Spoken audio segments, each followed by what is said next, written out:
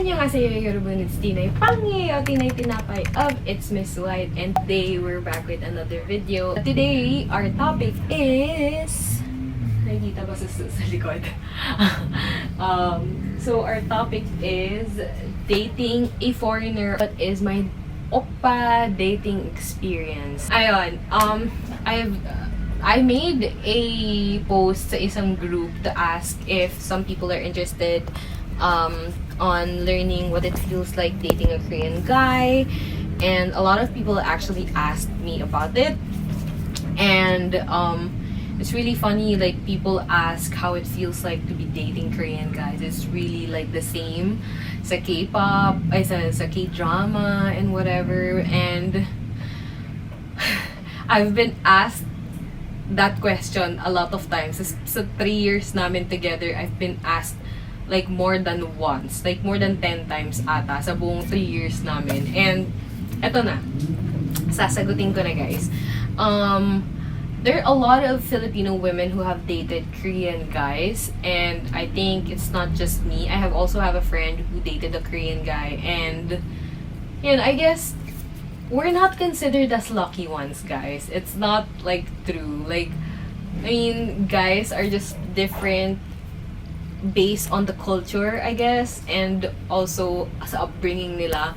But there's not much difference with Korean guys and like Filipino men.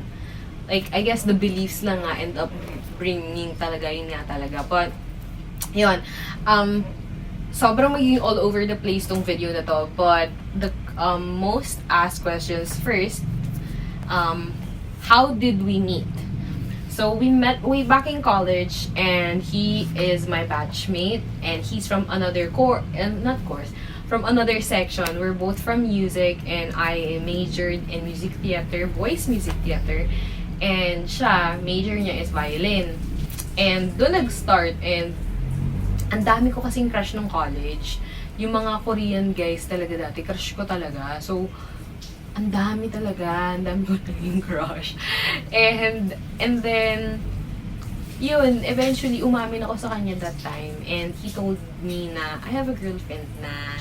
And the girlfriend was our schoolmate. And I also know the girl. And then, he told me that, you're a friend, and you're very special, and I considered you a very, very close friend. And then, yun, anong time na sinabi niya sa akin yun, tinanggap ko na talaga sa sarili ko. Kasi girl, parang para sa akin, way out of my league na talaga siya eh. Sobrang layo niya na sa akin. So, hindi ako nag-expect.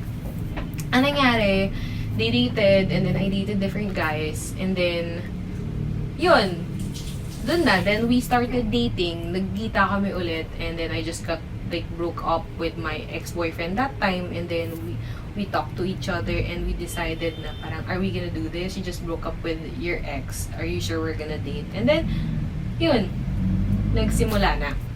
And, yun, dun kami nag-start dalawa. And how long are we together? Almost 4 years na to, or 3 years.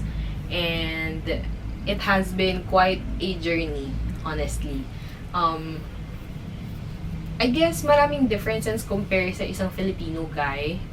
But, i-detail ko lang mamaya kung bakit. But, I think this is more of the more mature relationship. I guess para sa akin, not all foreigners are the same. And I guess for my experience, this is way better experience kaysa sa mga past dating experience ko with Filipino guys. So, di ko masabi kasi I only dated 2 foreigners. The other one was through online chat nung high school pa ako. But then, he totally faded out. And then, this one is the more like, talagang in-depth na experience. So, yun, I consider this relationship the more mature one. Even though, ang dami namin naging hurdles before. But, yun. Sa lahat ng relasyon ko, ito yung pinaka-mature. So, yan, one of the biggest questions that people ask me is that, is it the same as like how guys are in K-dramas? So, Korean guys, some of them are really, really, really sweet. Hindi ko masabi kung lahat ng Korean guys, pero sweet siya. And, but there are times sobrang cheesy. may times na sobrang corny din, na parang katulad ng K-drama. Pero, like, K-drama wise na yung lahat ng bagay doon, hindi lahat. May iba na ganun talaga, depende sa personalidad ng lalaki. Pero yung sobrang perfect na yung mala 𝐂𝐻𝐿, Park Seo-joon, ganun, hindi, girl. Swerte ka na lang kung oo. Pero, for me, sa kanya, very ano kasi siya eh, very, like, kung ano talaga yung totoo, yun talaga, yung parang hindi ka mag-illusion. Parang may term doon, nilalagay ko na lang dito sa screen. Ganun siyang tao, and, like, hindi talaga siya katulad ng K-drama. At first, when we were dating at first, medyo parang pa-perfect si Koya. Pero, in the end, may flaws talaga din eh, na makikita mo din. And that's the thing with relationships na, at first, it's perfect. But, pag tumagal na tumagal, you have to make it to work. And you have to learn from each other how to make it work. Kasi that's how you know you love each other. Kasi through the worst or through the ups and downs, andyan pa rin kayo sa isa't isa. Kasi ang daming shit na mangyayari sa inyo, like, sa pag tumagal kayo sa relationship. And for us, we've been through a lot, and I'm glad that things worked out for the better, and things are better now. And yon, I can say our love story is kind of like a K-drama.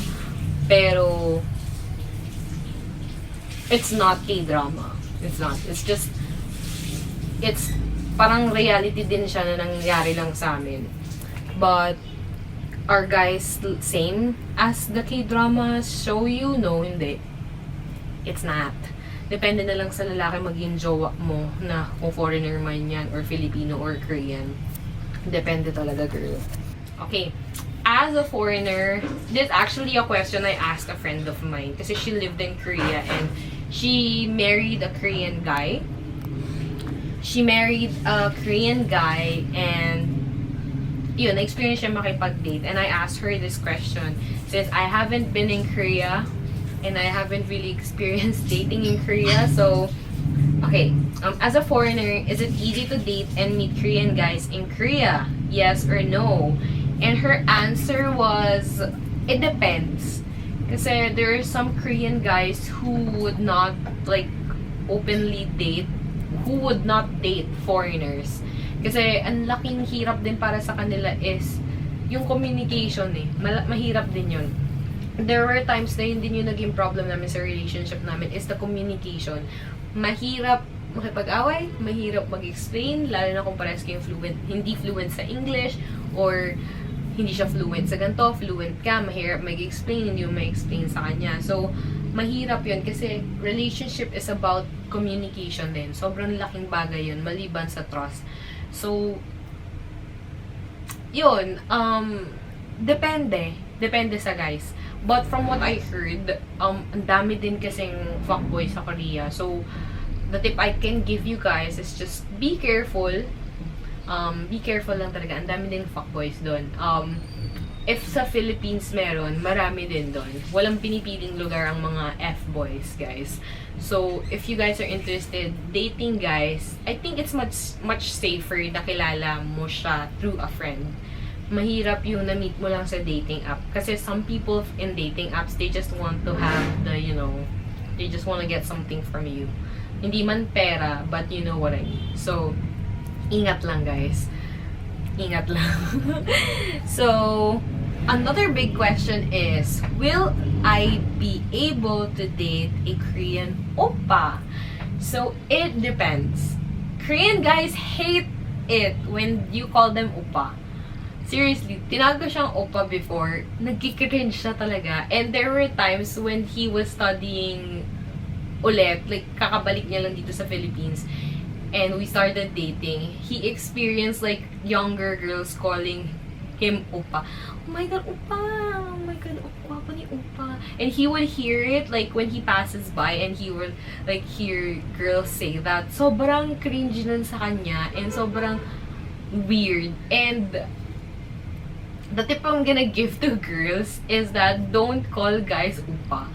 Like, oppa, hi oppa, like that. Sobra. Kahit ako ngayon, nagki-cringe talaga ako. Like, oh my God, nakaka-stress. Mga te, wag. If you guys want your Korean oppa to like you, just be yourself. That's the secret to having an oppa. I never thought that I would end up with a Korean oppa. Hindi ko in-expect yun. I never thought that a foreigner would like me. Never, girl. Hindi ko in-expect yun. But, whenever I ask him why ako yung napili niya or why is it me? Bakit ako? Bakit ako pinili mo? Ganon. Yung mga ganon linyahan ba? He told me because you were different. Different in a way that you make me smile because you are you. You have a different style making friends. You talk different. I learned so much from you and you care so much of me, and yun yung mas magandang marinig na rason ba't kanya nagustuhan. Hindi yung nagustuhan kita kasi tinawag mo kong oppa. And the way you told me I was your oppa kasi ang sexy mo sinabi yung oppa. Hindi. Just, if you guys want to date a Korean guy, just be yourself. And if ever makakadate ka ng Korean guy, swerte mo, girl. Edi, nakakaroon ka ng Korean oppa, diba?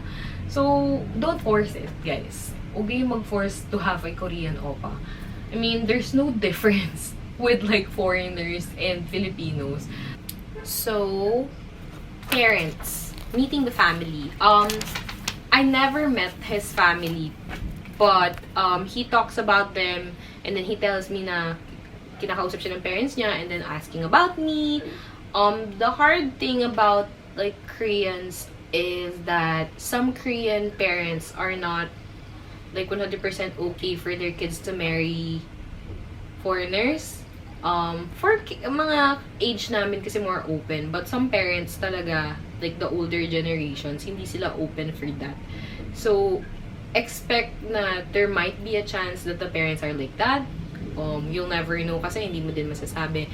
And also, there's gonna be a time that they would ask what you do for a living, what your parents do for a living.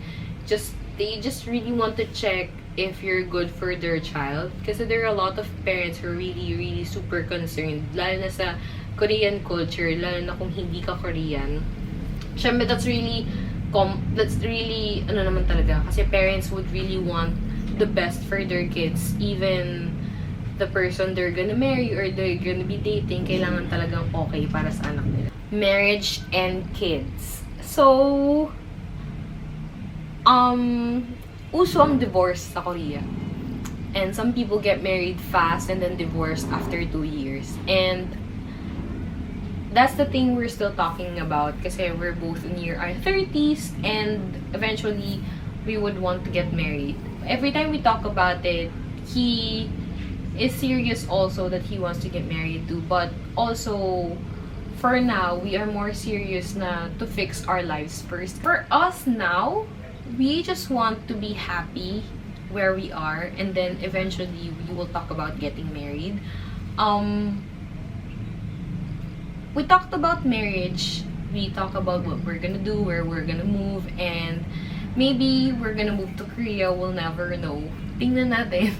But that's our plans. And the thing is with Korea, it's different. Talaga sobrang different. If you would search on how the Korean culture is you have to really adjust. If you are really like focused talaga na I'm gonna get married to a Korean guy, you have to check everything you need to check. So you need to learn the culture, you have to learn the language, and malaking bagay ang culture sa kanila at malaking bagay yung tradition sa kanila. You have to learn everything. Like Chuseok, and then Happy Parents Day, or what do they do every Christmas, what did they do New Year's, what do you need to do when you meet their parents, like kung ano-ano yung mga bagay-bagay na parang mga rules sa kanila. Like, for us, if I go to Korea and visit him there, hindi ako pwedeng pumunta sa bahay at bumisita. Kasi it's his parents' place. But for some, pwede. Depende kasi yun sa pamilya. Iba-iba per family. But in Korea, for some families still, if you introduce the girl, it means you're gonna get married na. So, mahirap yung ganun. Hindi katulad sa atin na kahit nagde-date lang kayo or fling-fling lang kayo or fubo man kayo, okay lang ipakilala mo sa parents mo. Eh sa kanila hindi. As in, hindi pwede yun. So, you have to research and learn and also get to know the person so that you will know what you need to do at kung ano yung kailangan mong pag-adjustan. So, I don't think I have any more like things to say. Basta yung experience ko dating a Korean is that the things that I like the most is the food and the culture. I started learning how to like say small Korean words, and also mas na-love ko yung K-pop music and K-dramas, and I really wanted to go to Korea to taste the food and learn more about the culture, and I want to love it as much as I love my country, and it feels like home, I guess. Kasi every time we go to Korean places, I'm really happy to eat kimchi jjigae and jjajangmyeon and ano pa yung mga kinakain namin, tteokbokki, raboki, and now I'm selling tteokbokki and raboki on my shop, and ibang klase talaga yung na-influence sa akin. And sa mga nagsasabi din na masyadong na-colonialize or masyadong nahawa sa mga all things Korean, there's no problem naman doon, guys. Kahit naman tayo, na-influence tayo ng Western products, eh, tumatangkilik tayo nun. But for me, hindi ko naman sinasabi na kahit I dated someone na foreigner, eh, makakalimutan ko na Pilipino ko. I still share a lot of Filipino culture sa kanya. And, you know, it's fun dito sa relationship namin kasi I get to share things that he didn't know about my country, and the things I didn't know about his country, he would share to me. And it's, like, people should not think na masama yung dating someone who's a foreigner or being influenced by a foreigner to like these kinds of stuffs or support these kinds of stuffs. Walang masama dun, guys. Basta wag mo lang kakalimutan or ine-neglect yung pagiging Pinoy mo. Kasi sa akin, I'm still proud Filipino, pero I still love K-pop. So,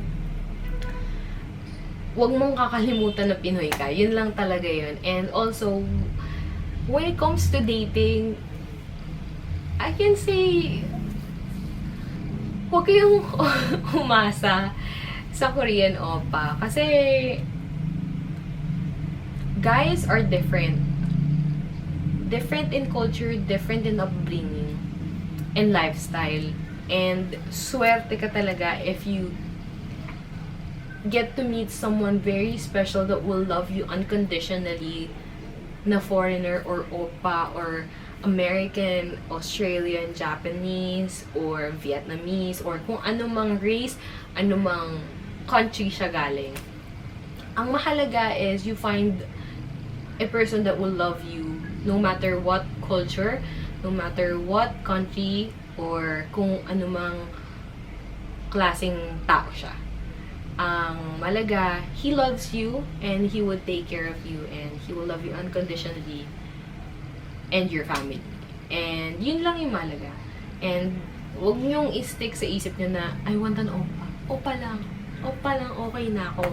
Kasi there are a lot of times that people would ask me, Ma'am, may kapatid po ba si sir? Pwede po bang pareto?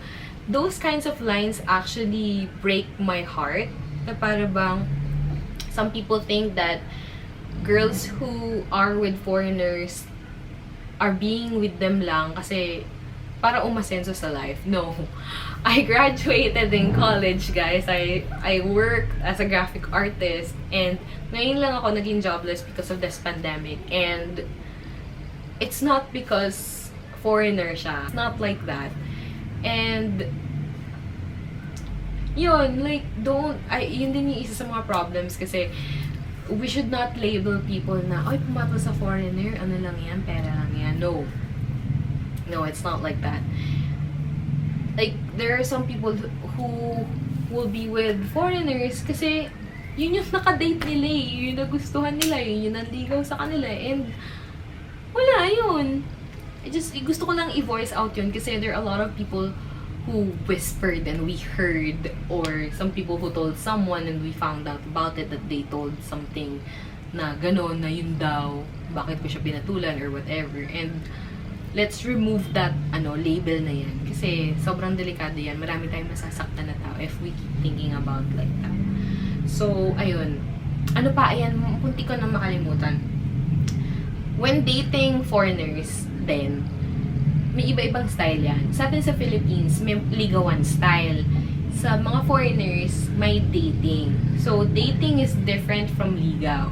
So, before you give yourself to that person, is make sure okay ang label nyo, guys. Make sure okay yung label. Mahirap yung, oh, we're dating, but ang label ng dating sa kanya, you can date someone else din, maliban sa kanya. Yun, guys. Kasi mayroon akong mga experience na ganun. So, when it comes to dating, always be careful, guys. Just be yourself. If you guys want to date a Korean guy, maging ikaw ka lang. If merong magkakagusto sa'yo, just be yourself. Yun lang talaga. Hindi yan na sa looks. Minsan hindi sa looks yan. Hindi lang dito. Minsan dito din yan. Kung ano talaga yung totoong ikaw and kung anong nasa heart mo. Corny na tayo. So, ayun. Thank you guys for watching. I hope you guys enjoyed this video. I hope may natutunan kayo sa pinagsasabi ko dito. And I hope if you guys are looking for love, I hope maghahanap nyo ng Mr. Right nyo. Ikaw na ba si Mr. Right? Eh! Ikaw na ba love of my life? So, I hope mahanap nyo ni Mr. Right or yung guy na talagang hinahanap nyo to be with you, o maging boyfriend mo, or maging asawa mo, and yun, you will find that person.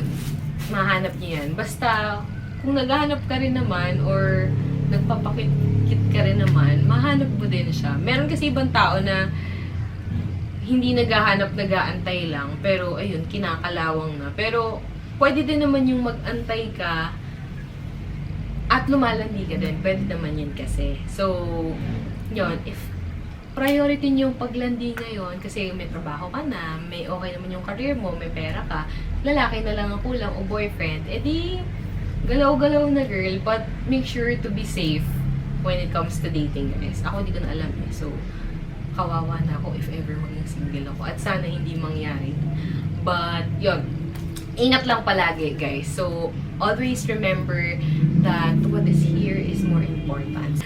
So, ayun. Thank you guys for watching. I hope you guys enjoy my my topic for today. And please don't forget to like and subscribe to my channel para naman ma-boost up naman tayo dyan, mga kaibigan. And also, don't forget to click the bell button para ma-notify kayo if may mga bago akong videos. Please do comment on the comment box below if you guys want to see more of this kinds of video, parang mga dating experience, mga lalaking ka-date ko nung high school, nung college, nung ganito, nung ganyan. If you guys are interested, just comment down dyan. Comment below. Shit, wala na ako na English.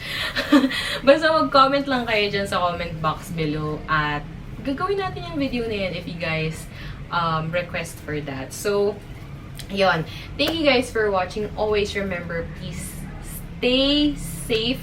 Always drink your medicine, and also please drink lots of water, and also always wear your mask and drink your vitamins. Bangi ko na ba yun? And also mag-ingat palagi, guys.